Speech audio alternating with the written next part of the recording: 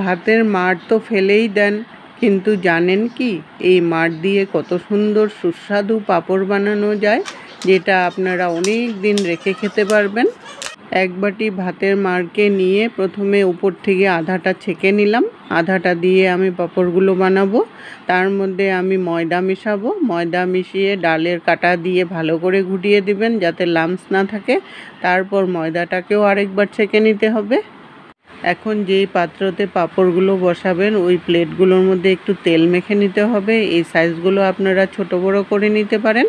সবগুলো পাত্র রেডি করে নিয়ে তারপর এটার মধ্যে স্বাদ অনুসারে নুন দিয়ে দিলাম, আর একটু জোয়ান দিয়ে দিলাম, আর একটু গোলমরিচ দিয়ে দিলাম, ঝাল ঝাল লাগবে, আর জোয়ানটা হজমেরও সমস্যা হবে না।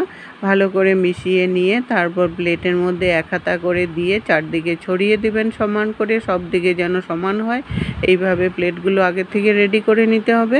তারপর একটা পাত্রতে জল বসিয়ে একটা প্লেট দিয়ে তার উপরে আরেকটা প্লেট ঢাকা দিয়ে 2 থেকে 3 মিনিট করলেই এটা কিন্তু একদম রেডি হয়ে যাবে। আর ছোট প্লেটগুলো কেটলির মধ্যে বসিয়ে দিবেন, ঢাকনাটাও লাগিয়ে দিবেন, তাহলে ছোটগুলোও হয়ে যাবে।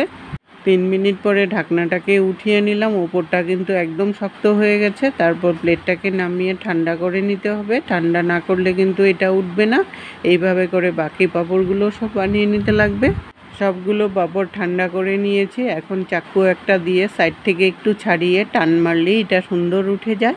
সবগুলো এইভাবে করে উঠিয়ে নিয়ে একটা ডালার মধ্যে একদিন রোদে দিলেই পাঁপড়গুলো একদম শক্ত হয়ে যায়। কয়েকটা পাঁপড় ভেজে দেখাচ্ছি পাঁপড়গুলো কতটা সুন্দর ফুলে উঠে। রেসিপিটা যদি ভালো লেগে থাকে লাইক দিয়ে সবার সাথে শেয়ার করে দিবেন।